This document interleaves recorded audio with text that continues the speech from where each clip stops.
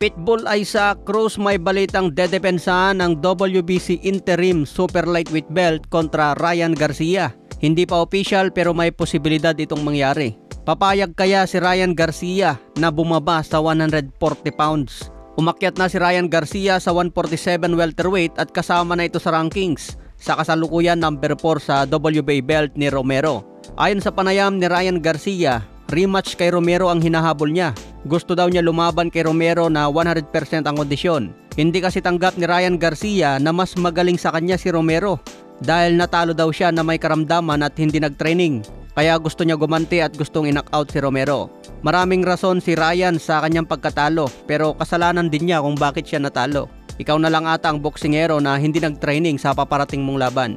Kung papayag si Ryan Garcia kontra Pitbull Isaac Cruz, magandang laban ito para kay Pitbull. Siguradong kikita na naman ng malaki si Pitbull. Nakalaban na niya si Tank Davis at ngayon si Ryan Garcia. Ang problema dito mga tol, baka mag-demand si Ryan Garcia ng catchweight. Pwede sila maglaban sa 143 pounds. Kaya abangan natin kung kayang ikasa ito ni Sean Gibbons. Tingin ko medyo mahabang negosasyon ito dahil malaking pangalan si Ryan Garcia. Sa iba pang balita, hinahamon ngayon ang anak ni legendary Muhammad Ali. Kilalanin natin ang nag-iisang anak ni Muhammad Ali na nagboxing. Itong si Laila Ali mga tol. Ito ang tinuturing na greatest woman boxer of all time. Katulad din sa kanyang ama, tinuturing na greatest champion. Dahil nagretiro si Laila Ali na undefeated. May impresibong kartada na 24 wins, 21 KOs, wala pang talo. Sa kanyang huling 5 taon sa boxing, naipanalo niya lahat ng laban by knockout. Nagsimula ang kanyang karera sa boxing mula 1999 hanggang 2007. Si Laila Ali ay nag-champion sa middleweight at light heavyweight division. Kaya ito ang isa sa pinakamahusay na babaeng boksingero sa kasaysayan. Ito ang hinahamon ngayon ni Claressa Shield, ang kasalukuyang undisputed heavyweight champion. Si Claressa Shield ay aktibo sa boxing at naging undisputed na rin siya sa 3 dibisyon. Kaya ito ang number 1 pound for pound ngayon sa mga babae at number 2 si Cat Taylor.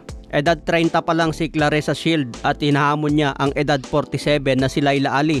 Parang bakbakan lang ni Manny Pacquiao versus Mario Barrios. Edad 30 si Mario Barrios at edad 46 na rin si Pacquiao. Ito naman edad 30 si Claressa Shield at edad 47 si Laila Ali. Kaya labanan ng legend at kasalukuyang number 1 pound per pound. Sabi nga ni Claressa Shields, handa na ang pondo at venue para sa makasaysayang laban.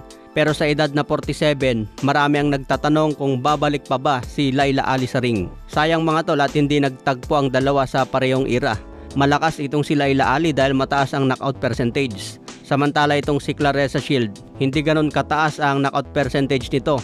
Pero malupit talaga itong boksingero dahil wala siyang kamatch sa kanyang era. Si Muhammad Ali mga tol ay may 9 na anak, 7 babae at 2 lalaki. Sa kanyang 9 na anak, isa lang ang nagboxing, itong si Laila Ali. At kita naman ang resulta mga tol, naging legend din siya sa boxing. Si Laila Ali ang nagmana sa galing at greatness ng kanyang ama. Kaya kahit matanda na si Laila Ali ngayon, kino-call out pa rin sa boxing. Okay mga tol, abangan ang next update natin.